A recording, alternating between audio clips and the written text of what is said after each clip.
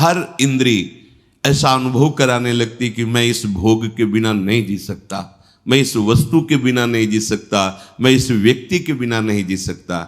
नहीं नहीं, ये भ्रम है, ये बहुत बड़ी चूक है। फिसलना मत, घबराना मत। कापुरुष का मतलब होता है कायर पुरुष। कायर मत बनना।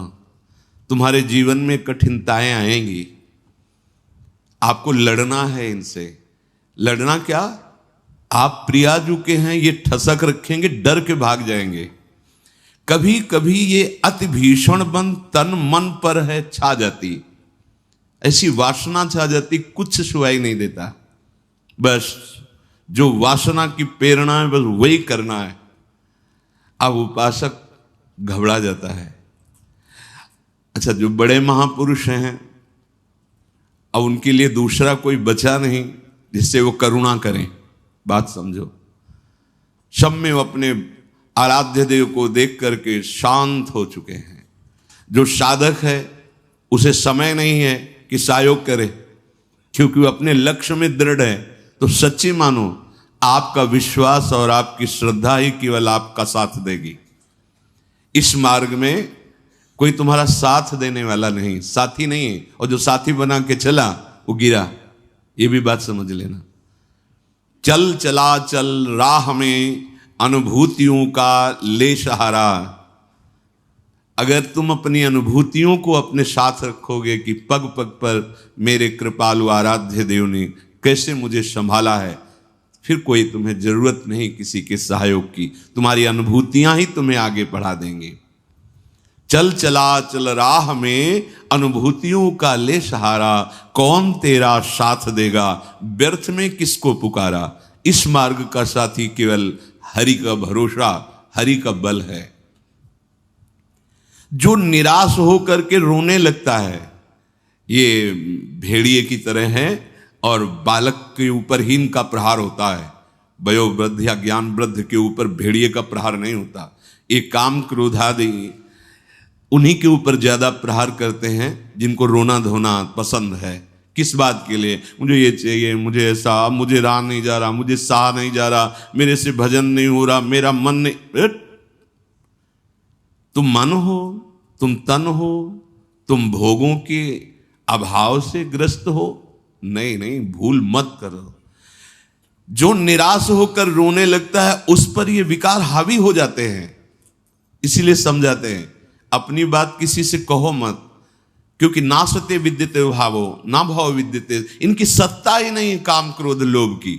जब आप इनकी सत्ता देते हैं, स्वीकार करते हैं, तो ये आपके ऊपर हावी होते हैं।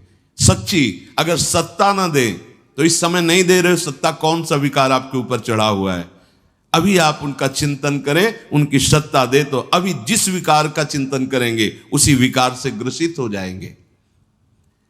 जो कमजोर अपने को महसूस करता है, देखो दैन्यता भगवत मार्ग की वो अलग बात है, लेकिन विकारों के लिए कमजोर होना ये भगवत मार्ग के पथिक का लक्षण नहीं है।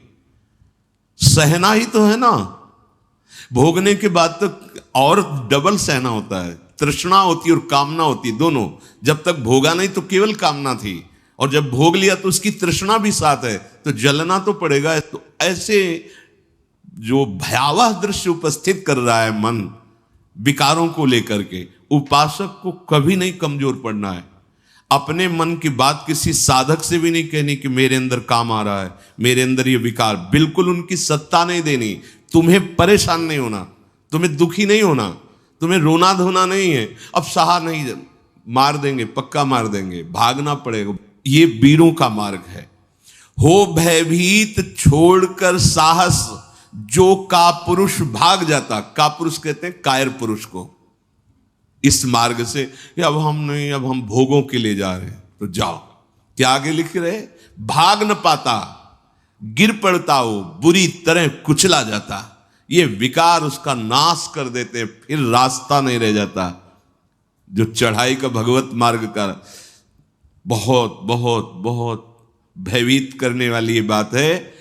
अगर भगवद आश्रय छोड़कर भोगों में आप चले गए तो देखो धाम छूटा, प्रिया जो छूटी, नाम छूटा, ऐसे तो जप नहीं पा रहे हो, अपराध करके जप पाओगे?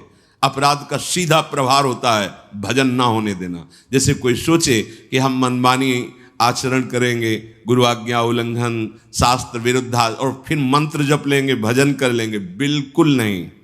एक बार भी निज मंत्र स्मरण नहीं कर सकते, एक बार भी आप भगवत स्मरण करने का अधिकार नहीं रख सकते।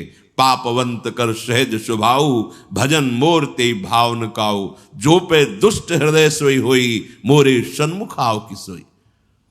लड़ना है, बड़ो ही कठिन है भजन ढिग ढरिबो। जैसे एक शूरवीर योद्धा सामने से वार सहकर कदम आगे बढ़ाता है, ऐसे तुम्हें वीर योद्धा की तरह चलना होगा। कायर पुरुष की तरह भाग कर जाओगे तो कुचले जाओगे, और अगर धैर्य पूर्वक रहोगे तो कह रहे हैं, पर जो कर विश्वास ईश्वरी बल पर, सम्मुख डट जाता। अब तुम मरना है, चाहे जितना कष्ट हो, मृत्यु से भयानक कोई कष्ट नहीं होता। अब मुझे श्री जी की प्राप्ति करनी है, जितना दुख चाहो प्रभु आप दे लो, आप दे लो, छूट है आपको, जितना दुख चाहो। इतना तुम्हारा सोचना होगा कि दुख भाग जाएंगे, कोई दुख छुएगा नहीं तुम्हें। उससे डर वे भाग छूटती नहीं, दुखी वो हो पाता जिसने निश्चय कर लिया कि अब सारे दुख मुझे भोगने हैं, पर हम प्रियाजू को, प्रियाजू के नाम को, प्रियाजू के धाम को, प्रियाजू के चरणारविंद की उपासना को कदापि नहीं छोड़ सकता। कुछ भी हो जाए सब डर जाएंगे, काम क्रोध लोभ मोह मद मत्सर, पर हम कायर पुरुष जैसा आचरण कर बैठते हैं। गलती हो जाती है कि हम विषय सेवन में ही शांति का अनुभव करना चाहते हैं। हम चाहते हैं अगर हम ये विषय सेवन कर लें तो हृदय शांत हो जाएगा, जलन मिट जाएगी, कुचले जाओगे, परमार्थ से बहुत दूर कर दिए जाओगे, आपको पता ही नहीं चलेगा। माया का खेल ऐसा है, पता थोड़ी चलता है कि हम भ्रष्ट हो गए, पता थोड़ी चलता है कि हम इतने नीचे उतर गए। जब कोई महात्मा आपको दर्शन कराएगा कि आप कितने नीचे गिर गए, तब आपको पता चलेगा। गिरते समय पता नहीं चलता। माया का ऐसे ही भक्ति का खेल है, चढ़ते समय पता नहीं चलता कि कितनी ऊंचाई पर आप चढ़ते हैं। जब गुरु कृपा से कहीं ऐसे द्वंद्व उपस्थित होते हैं और उन द्वंद्वों पर आपका हृदय विचलित नहीं होता, तब पता चलता है कितनी कृपा भक्ति की है कि हमें इस ऊंचाई पर बैठाल दिया कि मान अपमान, लाभ हानि, दुख सुख, ये हमारे ऊपर कोई प्रभाव नहीं डाल पा रहे। पर ये डट वही सकता है जिसने अपने जीवन का लक्ष्य निश्चय कर लिया है। श्रीपाद कह रहे, राधा दास्य, मुझे श्री जी चाहिए। जिसने मन में ये निश्चय कर लिया कि अब मुझे प्रियालाल चाहिए, तो उसकी चाह में इतनी सामर्थ्य होती है कि सबसे लड़ सकता है। जैसे धन की चाह आने पर चोरी करने के लिए भी उतारू हो जाता है, हिंसा करने के लिए भी उतारू हो जाता है, उसको कुछ भी डर नहीं लगता। एक धन का लोभ चढ़ता है तो प्राणों को सौंप दिया, भय को बिल्कुल रौंद दिया, और जैसा भाव बना वैसा कर बैठा। और आप प्रभु को चाहते हैं और आपको डर लगता है। आप परम धन श्री लाडली जी के गोरे चरणारविंद की प्राप्ति करना चाहते हैं, तो अब अपना अधिकार, अपना पन, अपना महत्व श्री लाडली जी के चरणों में सौंप दिए। मन प्राण तुम्ही को सौंप दिए, ममता अभिमान। ध्यान दीजिए, जब जैसे जी चाहे बरतो, अपनी वस्तु सर्वथा जान। हे प्रभु, हे प्रिया जी, ये प्राण, ये तन, ये मन आपको समर्पित है। अब जैसा जी चाहे वैसा आप करो। यही है सुदृढ़ योद्धा भगवत मार्ग का। अपना अस्तित्व, अपना महत्व, अपना जीवन, जब तक जीवन धन के चरणों में समर्पित नहीं करोगे, तब तक जो स्वामी श्री हरिदास जी महाराज कह रहे हैं, ज्यों ज्यों राखत हो त्यों त्यों रहियत हो हरी, जैसे आप रख रहे हो मैं राजी हूं उसी में, जोई जोई प्यारो करे। ये सिद्धांत, ये रोना धोना नहीं। ये जैसे कभी कभी उपासक वहां प्रश्न कर देते हैं जाके, भजन में मन नहीं लगता, हमें लगता है हम इस मार्ग में चल नहीं पाएंगे क्या? आप चल रहे हो या गोद में बैठे हो? पहले निश्चय करो। यदि चल रहे हो तो इतनी टांगों में दम नहीं है कि ये चढ़ाई तुम चढ़ पाओगे। तो गोद में बैठे हो तो चलने का तुम्हें डर फिर क्यों है? श्री हरिवंश प्रताप नाम नौका निज खेवक, भवसागर सुख तरत निकट हरिवंश जो सेवक। पहली बात तो तुम चल नहीं रहे हो, तुम गोद में बैठे हो।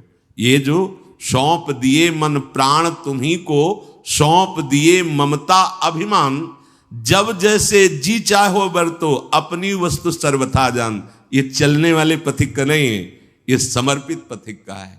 बैठ गया प्रभु के चरणों का आश्रय लेकर। दूसरी बात, कभी कभी मना स्थिति ऐसी होती है, वो टिकाऊ थोड़ी है। कबहू तो थोरो भजन, कबहू होत विशाल, मन को धीरज छुटे नहीं, गहन दूजी चाल।